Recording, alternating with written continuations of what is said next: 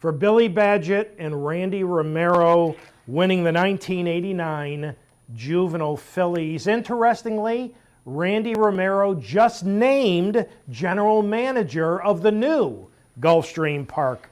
Final guest already has 8 Breeders' Cup victories on his resume as he assembles a solid group of 13 pre-entrants for Breeders' Cup 34. We are very pleased to welcome back to Down the Stretch, Mr. Chad Brown. Chad, welcome back to the show. Thanks for having me. Nice to have you as always. Now, one horse who I expected to be a pre-entrant, but he wasn't, is the lightly raced and fascinating Annals of Time. How come he didn't make the Breeders' Cup? Unfortunately, he came out of his last breeze, which was a brilliant breeze, with an injury, soft tissue injury, and he's going to be out indefinitely. Hopefully, at some point in time, we can get him back to the racing at a top level again. All right, let's start with your 2-year-olds. We'll begin with voting control for Friday's Juvenile Turf. Troubled second in the Pilgrim and last. Tell us about him. Yeah, he did have a bad start there. Horse wiped him out at the start. He still ran well, and he was on short rest. Now that he's had time from the Pilgrim into the Breeders' Cup, more time to work with, I see an improving horse. He breezed this morning. Excellent. Chad, I get this feeling, a very strong feeling, in looking over the past performances of the Breeders' Cup, that the 2-year-old Turf fillies, both Americans and Europeans, appear to be stronger than the 2-year-old males. Yeah, I would share that on paper. It's been that way recently in the last few Breeders' Cups I've run in, but you never know till you run them. Someone could come with their lifetime best, and you look back and they were exceptional in either race. But going into the race, I would agree. All right, you got a pair for the Juvenile Fillies Turf. On Friday, we'll begin with Rushing Fall. Impressive, winning both of her starts, including this one. This is the Jessamine, and as we pick it up, she is number 2, third from last at the top of the screen. Chad, tell us about Rushing Fall. Yeah, she's been quite a talent since we put her on the turf this summer. Put some bad luck to Togue and Quinn, and that ring out Queen super nice sun up there. It worth it. I mean, she's been together and 2 together win, and she can do it short again, and both years. I assume she turned quite early right up her debut. Well, we've certainly been on the turf. She worked to me, just been a matter of getting her and getting her started right into the best being to get Breeders' Cup. Well, this is just an amazing finisher. Chad, Juvenile Fillies Turf, as we know, at a mile at home. The track's a little bit shorter than some track back here in the east. Any concern for you? In her race, she's been a little back, but almost close. Change the word, she would have position she's shown. I'm hoping in her third start starts to lead the gate a little sharper and can place herself better. Then you have Significant Form, who was disqualified from what I thought was a very good-looking debut win at Saratoga. She came back in the Miss Grillo as we pick it up. She is number 7, third on the outside. My guess is after that maiden DQ at the Spa, you told Irad to just keep her out of trouble. Was that accurate? And talk about that for... Yeah, once got the North, she was a little green in the first turn. None of them really prepared that. It was bad luck. Only she rebelled instantly. So she's getting together mentally, improved the horse, and she's been true big. Significant Form, obviously not as flashy as Redfall, but she's got something in her corner, and it appears she's got natural technical speed. That can be important next Friday. She does. She's got good speed. She does well. She like that. And she has time with him. I think that she's someone who... All right, let's move to dirt. Good Magic, coming off a fine second in the Champagne, will go to the Breeders' Cup Juvenile. Your thoughts on Good Magic? He's training great. He had another great breeze this morning. He's an improving horse. I know he's still a maiden, but he's got a good pedigree to get the extra 16th of a mile and get around 2 turns for the first time. And I just love the way he's training and developing. Was it difficult at all as far as the decision to send a maiden in against Bolt Doro and the rest of them in the Juvenile? Yeah, it's definitely worth some consideration, and you have to weigh positives and negatives. In this particular situation with this horse, I think there's more to gain than to lose. All right. In Saturday's Juvenile Fillies, you've got Separation of Powers, an impressive Saratoga maiden winner who rebounded from a tiring third in the spinaway to capture the Frisette. We're about to watch a piece. Separation of Powers, number 4, third on the outside. Chad, how big a key was it that she was outside of the other speed in the Frisette rather than having in this way? Yeah, it was a huge advantage to be able to kind of firm and have to push the women's in a way. Really set up our, well, we thought more than she improved. And She's going to turns the first time next Saturday. What do you think about that? the longer the better for her. I feel very confident she'll get that distance and beyond. Is she the type of now, Chad, that she kind of wants to be in the clear when she says? I mean, is there any concern in a big field she might handle kickback horses around her? It's a good question. She was on off to the low that kickback, but she had never had any kickback before. So I think now that she's had a race, getting schooled with it, my prediction is she won't mind it as much. But we'll just have to leave that up to Jose, and if she's handling it well and covered, then fine. And if she's not, he'll have to find a way to get her clear. The only one of your 13 pre-entrants who I'm not certain which race he's going to go in is Practical Joke. So is it going to be the sprint or the dirt mile? Leaning strongly towards the dirt mile. There's still a possibility I'll cross-enter the horse in both races. They're on different days, and I can do that just to see, post position and pace setup, just to be sure. It's a big decision, and there's a lot on the line. So I don't feel a need to decide too soon. Tell the audience what makes this decision, so difficult or so tricky for you. This is just an honest, hard-trying horse every time you send him out. Well, what makes the decision so difficult is the fact that the horse is undefeated around one turn, and he's never won a race around two turns. But the horse's best distance is probably 1 mile. So you're in a situation where you have a two-turn mile, and a one-turn race that's only 6 furlongs, which is a little touch short for him. So that's the dilemma. And like I said, I'm leaning towards the dirt mile because even though it's around 2 turns, he's run some good two-turn races in defeat in races like the Bluegrass and the Haskell at 1 mile and 1/8. Yeah. And my gut tells me that even though it's around 2 turns, he'll be able to do it. All right, you've got a pair to face off against Unique Bella, and all the rest in the filly and mare sprint will begin with Paula's Silver Lining away since a surprisingly poor effort in the Ballerina. Chad, we know that was a bizarre pace scenario that day. Was that the reason for her below par effort? Yeah, and also I think she ran a little too hard in her prep race, an honorable miss. I believe looking back she might have bounced a bit, and we took the approach here just taking her in fresh. She's run well fresh in the past, and she seems to be training better than ever. Yeah, it's interesting because so many guys are bringing horses into the Breeders' Cup this year fresh off lengthy layoffs, but the great majority of them are coming off good races. Paula's Silver Lining is coming off, one of her poorest races, I think is fair to say. Yeah, it's not ideal. I feel though that she's due one bad race to kind of draw a line through. It's the only time she's run bad for us.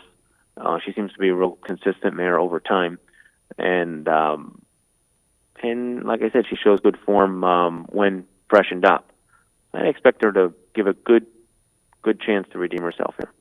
You will also have Karina Mia, who I believe was the beaten favorite in last year's filly and mare sprint, a respectable third against that pace scenario in the Ballerina, then second last time to Highway Star in the Gallant Bloom. But Chad, did you miss some time with her heading into the Gallant Bloom? We did. She developed a quarter crack in the weeks prior, and we were able to get it worked on and patched and stabilized, and she was sound going into the race and doing well, but she did miss a little training time having to deal with that for a few days, and it wasn't the ideal way to bring her into the race. And I thought on paper she could probably just cruise through there and 80% fitness and do fine and win, but as it turned out, she ran into quite a nice filly, and she wasn't able to do that. She's come out of the race well. That quarter crack's behind her now, and her training has been uninterrupted, and I don't feel she has any excuses going into this race. So have you been able to get her to the point where you need her to be going into a major race like next Saturday? I do believe so. We've been able to breeze her the way I want, and she's breezed well. All right, you're going to have a duo for the $4 million turf, and they're awfully familiar with each other, Beach Patrol and Fanciful Angel, 1-2 in both the Arlington Million. And here in the Joe Hirsch, as we pick it up, Beach Patrol is a distant second. Now, Chad, at Saratoga, when we spoke, you told us that you weren't sure if Beach Patrol was a 1.5-mile horse. He had never run that far. So, after this fight with Hirsch, you think 1.5-mile horse? Yeah, he just was some out of the over even, and he never came out. He was tired out of my hands. He was going to do it. Maybe that's a television turn. Be able to get him out. Sure did. I'm proud of him, and he's kind of race well, and he can suit. Chad, was there anything, for lack of a better word, all I think is fluky. Was there anything fluky about this in the sense that he sat in closest attendance to complete all nationals, took over without pressure, and then drew clear? With fluky, or is shown that he can absolutely handle for us? I think he could handle for a little. And which way his name was behind him, the ability that was him deep edge on guard pace, and I mean, it was about as many you could see in a 1.5-mile race to draw off like that. I believe he's for real. I believe that this horse has positional speed, which could give him an advantage potentially to get the jump on some of the talented horses that will be positioned behind him in the Breeders' Cup. Now, Fanciful Angel ran second to him again. Chad, is he hurting himself or hindering himself by pulling as much as he does, not settling as much as you'd like to see? Yeah, it's never an advantage, you know, when a horse is pulling like that. It can only hurt him. It's something that goes with this horse. We knew about his reputation when he was transferred to us, or we purchased him. I think he's doing a lot better. We've been working with him. My staff's done a terrific job to settle him down a bit. It's something that's always going to be part of him. It's very manageable, and I see him as an improving horse right now. You've got a trio pre-entered for the filly and mare turf. We'll begin with Decida, the winner of the Beverly D, and a close second most recently in the Flower Bowl. Chad, did the less than firm conditions in the Flower Bowl hinder her? Did it hurt her some? I believe so. You know, she prefers firmer ground, and hopefully we'll get that at Delmar. 1.1 miles seems a bit short for her. Is that a concern? It is, and but she has won at that before. You know, she's a horse she's another one like Beach Patrol. She's an overachiever. She always shows up for you. She tries her hardest, and you can't ever count her out. If she gets a good pace set up and a cozy post, you know, Billy once the bend could be dangerous. I could see her making a late run and being there. Grand Jeté was favored in the Flower Bowl when a weakening third. Were you surprised or shocked that she was on the early lead, and the pace was pretty reasonable? I wasn't surprised. I gave Javier the option if he wanted to go to lead to do so, because on paper, you know, hindsight's 20/20. When you're handicapping the race, there was no speed in the race, so I wasn't going to get jammed up in the pocket behind, you know, a dawdling pace, which we see a lot in New York these days, and another replay of the Beverly D when she was hopelessly trapped. So I gave him the option, if you want to go out there and set an easy pace, if nobody goes, you know, you're more than welcome. Well, off the first turn, the Stakova started the pressure, and it just a bit of a mild duel developed, and just wasn't what we wanted, none of us. It was just an unfortunate thing that happened, and he made the decision to go, and he didn't think anyone would pressure him, and it just didn't work out that way.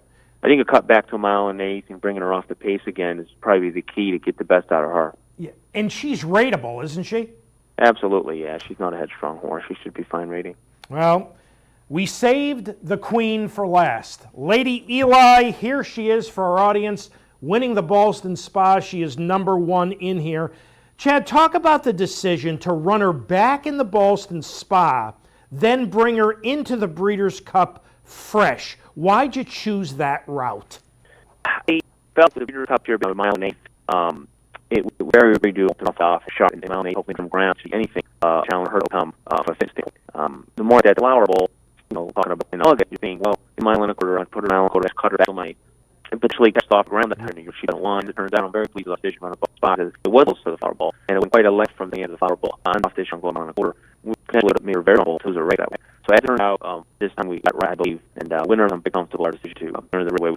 From what she's been showing you around the barn in her training, because leading the Boston Spa, you had told her she was doing great. How is she doing now compared to the way she's doing into the Boston Spa? She's doing better than I've ever. She just amazes me that at this age, I think she's been to all races she's had, races.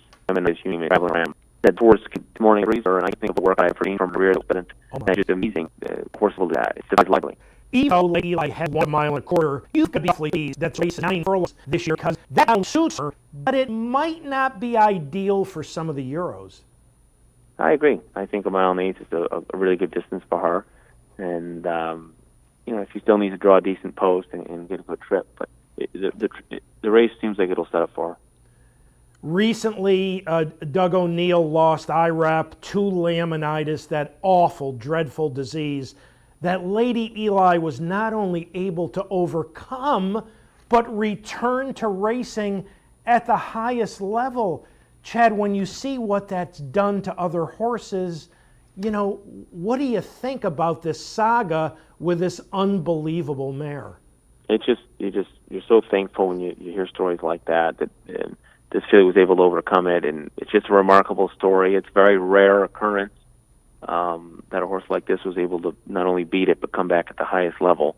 And she's a once-in-a-lifetime horse. There's no other way about it. You told us last year that when she was nipped in the Breeders' Cup, it was the toughest beat of your life.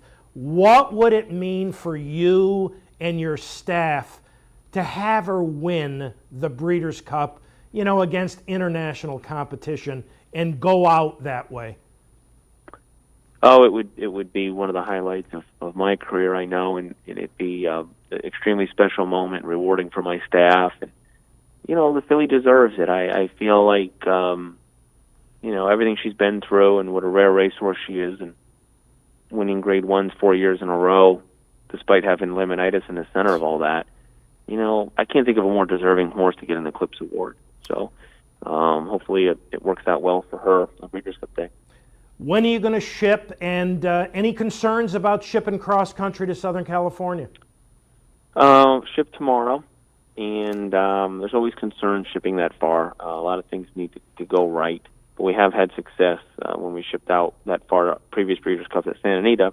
Del Mar will be a new experience for us, but it's a lot of people are in the same boat outside of the locals in California, and everyone needs to ship and get there in good order. And it's getting to the point where it's kind of out of our hands once we get to race day, and we're just doing the best we can, our team, to bring these horses in as healthy and happy as we can. How do you feel here 6 and 7 days out from the big one? It sounds like the horses are doing well. What's your feeling at this point? They are doing well. We completed a terrific day of workouts today.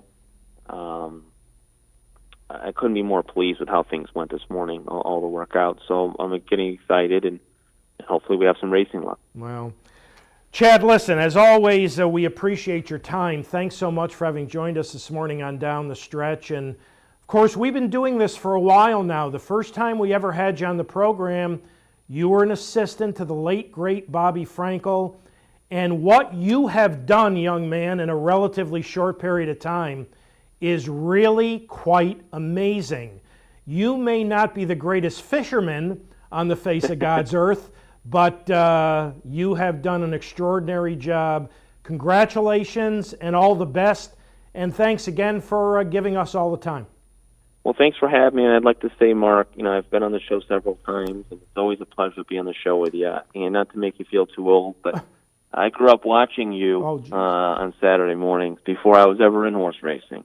So that's how long I've been watching you, and probably be my last time on your show, which is a sad thing. But I just want to thank you for always saying nice things about me and my staff, and always asking about my family. And I want to thank you for the great service you've done to our industry, always covering the sport in a positive light, always bringing a lot of useful information to all of the audience. And it'll be a huge loss not having you on Saturday mornings, but I hope to see you around the track quite a bit. Well, I appreciate that very much. I don't know if you remember this now, but years ago I said to you, when I retire, if you get me a comfortable chair and a box of cigars, I could be a barn foreman at Palm Meadows. I don't need any money. I just need to have a comfortable chair and a box of cigars. So please keep that in mind, because obviously I'll be looking for something to do. We always got a spot for you. Thanks. So when you show up, we'll be ready. Thanks, Chad. Good luck. Take care. Thank you. Chad Brown, ladies and gentlemen. All right, time to wrap it up. Time to thank all the folks who got this week's show on the air. Thanks to our associate producer, Julie Hoxie. Thanks to Dan Hayes, who directed and handled much of pre-production. Thank you to Brian Dorenzo. Did a great job with that open, showing Flanders in all her glory, beating Serena's song. Thanks to this morning's guests, Chad Brown and Mark Cassie and Randy McGlynn. And speaking of Randy McGlynn, thanks to our sponsor, Bloodlines Racing, home of New York-bred turf champion, Invading Humor. For information on their current partnerships, visit them on the web at bloodlinesracing.com, or if you're interested, if you think you're interested in one of these 2-year-old partnerships, call Randy, 802-436-2159. I guarantee he will get back to you. And I don't know if you can have as much success as if you had been in the Invading Humor and Distorted Beauty partnerships, but you're going to have a lot of fun. So give that some thought. All right, good luck next Friday as Breeders' Cup 34 gets kicked off. Next Saturday, we'll be back at our regular time of 10 o'clock. So enjoy this wonderful weather. Have a terrific weekend. Enjoy all the racing action from coast to coast here at Capitol, and from all of us here at Down the Stretch. We'll see you next week.